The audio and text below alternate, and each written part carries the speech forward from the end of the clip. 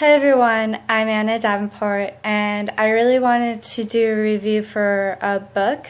One of my favorites by far so far is the book called Shadow and Bone, and I just got done reading the first book, so I'm looking that much more forward to reading the second one, and there's so many more to the series I've heard.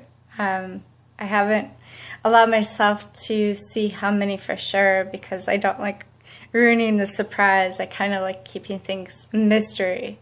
So other than that, I also want to continue with my review.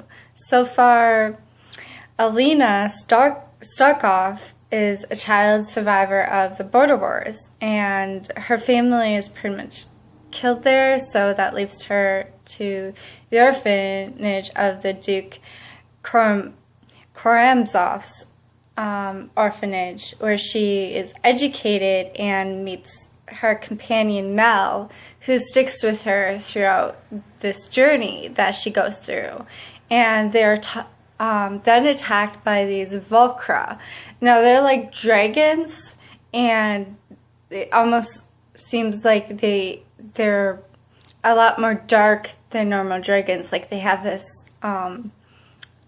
power, and they're also known to be in the unsea, to mostly be around the unsea parts of this nation, which is like a lake of darkness, you could say, that is filled with these monstrous creatures, not just Volcra, but things beyond your imagination that you can't even begin to comprehend.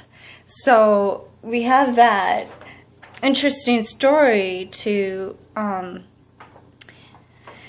it, and I'm reading from my notes now because I'm getting a bit nervous. So then they get attacked by the Fijians sometime after that. But before that happens, I almost forgot to add this, but before that happens, she displays a really rare power that she didn't really even reconcile she had until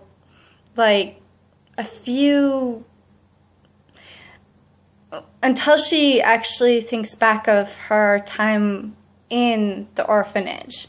So obviously years have passed, and she realizes that she did have this power all along. Now that's sort of a spoiler alert, but oh well, you read it in the book, you're going to find it out in the book. So you obviously maybe find it out during the movie as well. Maybe during a clips in the scene where she's looking back to her childhood, sometime when she gets used to using her powers on her own. Another spoiler alert, because it takes her a while to figure out how to do that. So other than that, it's a really great, vivid, very detailed read if you're into books. I know I'm into books, but movies are okay. They never seem to do the movies justice. Other than that, they go from there to the Oz, Atla, and Atla in Ravka. I'm not even sure how these places are supposed to be pronunciated, as I'm not the author. And anyways, that's where this Darkling ends up rescuing Alina. So that's pretty interesting. And then they follow this Vise, or VY. It's literally spelled VY. So you have no idea if it's just said Vi or V's. So I would say Vi because I'm an American, but this is Russia. This is in Russia. So who knows how they actually pronounce it. I've never been in Russia, so obviously I wouldn't know. And she holds the key to saving everyone from the unsea, from what the Darkling tells her. What she doesn't know is the Darkling is out to get her. Basically, he wants to use her power, so he manipulates her. He gets her to trust her, and I think we all can relate to that. We've all probably been manipulated at least a few times in our life, and you know, we sort of are hurt by it by first, but we learn we basically learn from that point in our life, and we learn to keep our guard up a little bit more, which I believe Alina does a bit more after that point. And luckily, I mean, there is a point where Mal and her don't get to see each other because they're sort of torn apart from each other because of her powers. She's then added into this Grisha. I guess you could say it's like a group of people that have special like abilities, like powers, kind of like X-Men, but you know, yeah, like X-Men, because they have their own cool abilities. And these people, well, they have different kind of abilities. They're more like powerful than a natural sort of setting to maybe their skin being a different color. Or I actually think that was pretty cool, by the way. But we're not here to talk about X-Men.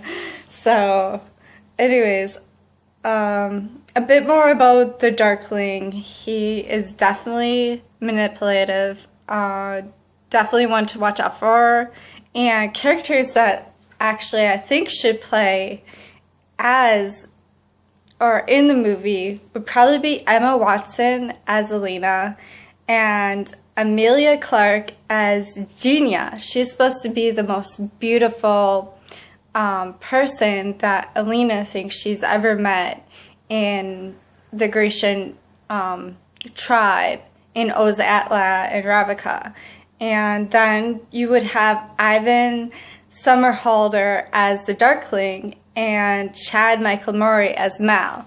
As Ian definitely comes off as being that perfect manipulative type, and Emilia Clarke, I was getting Emma Watson and Emilia Clarke mixed up, sorry. But no, Emilia Clarke would definitely comes off as that fair, almost like the fair, but definitely very beautiful woman. And Emma Watson, she always comes off as that pretty smart and brave sort of person. So, and Chad Michael Murray, well, I mean, who doesn't think he's hot? So, okay. Anyways, I hope you like my review. I know it's a bit long because of my nerves, so I did get nervous. I apologize for that. Obviously, I was looking at my notes from time to time, but I think that's the best I can do. So, thank you for watching, and have a great day. Bye.